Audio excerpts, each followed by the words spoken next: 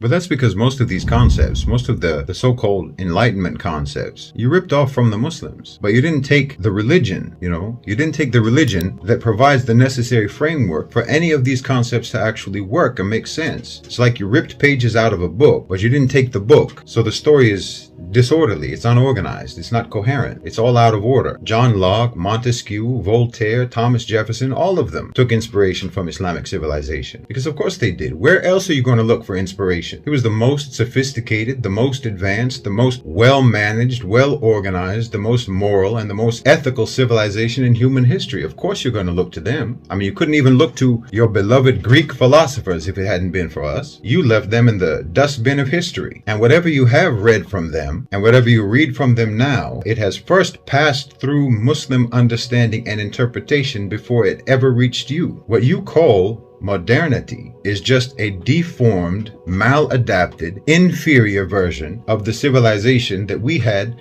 centuries before the Enlightenment. The difference being that ours worked. Ours was coherent. Ours could be understood and practiced. But you see, you only took concepts that would allow you to remain the same, to not actually mature or develop or civilize, but which would allow you to pretend that you did, because individual liberty sounds much more sophisticated than shameless. Personal freedom sounds better than amorality or irresponsibility or social irrelevance. The free market sounds much more noble than the feudal system. And as long as you use these elevated, pretty sounding words, you can stay just as oppressive and savage and brutal as you always were and call it modernity. And as long as you have some level of material prosperity, you can maintain the charade to some extent. But just let that prosperity deteriorate, just like it is doing now. And you'll see how little you've actually changed, how little you've actually matured or civilized over the past 2,000 years. Watch, the cost of living goes up, the quality of life goes down, and your women immediately prostitute themselves. And your men immediately start burning and looting, just like the old days. And just like the old days, your feudal lords and masters are going to turn the guns on you.